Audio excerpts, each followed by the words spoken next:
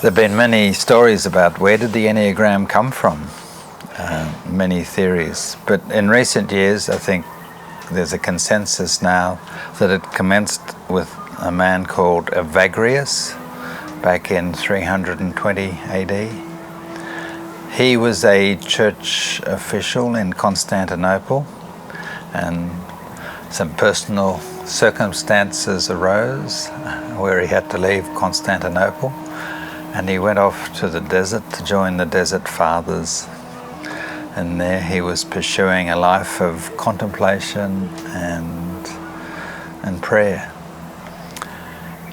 He found in watching his fellow monks, who were all dedicated to this union with the divine, that there were particular things that happened for each of them that kept them away from that, little behavioral patterns, things that they did that got in the road.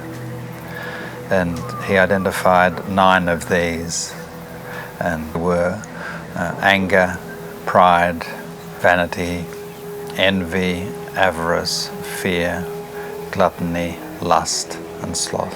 And each of those things manifested in a particular behavior, that at that moment when some kind of deep connection with the divine was occurring, they'd fall into a behavior. So they became known as the passions of the Enneagram. The church didn't really like Evagrius' teaching until a Pope Gregory the Great came along, and around about 540, and he started to adopt some of his teachings. And in particular, he liked the passions, except for 2 of them. And the 2 that he didn't like was vanity, and you could see that someone called Pope Gregory the Great could have an issue with vanity, and he didn't like fear, because I think that was an acceptable part of church life. So he cut those 2 out, and it was down to 7. They became known as the 7 deadly sins, and that was part of church doctrine. But the Enneagram returned to 9 passions, and during the centuries that followed, many mystics of all persuasions worked with the passions, the Sufis, the Christian mystics, and so on. But the modern Enneagram really didn't start until probably the early 20th century with Gurdjieff. And Gurdjieff was an Armenian Russian philosopher, and he traveled the world looking for truth. One of the things he found was the Enneagram symbol, which is that circle with the 9 points. He brought that back to Europe, and did many things with it. They danced the Enneagram, and he kind of used it to explain many things. But he didn't actually use it to identify 9 personalities. And that task fell to a Bolivian called Oscar Acacio.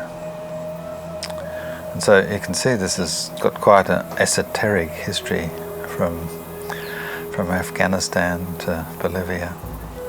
But Oscar, in a moment of inspiration, put the 9 passions of Evagrius around the 9-pointed diagram that Gurdjieff had discovered, and identified those 9 points as being points of personality, points of type.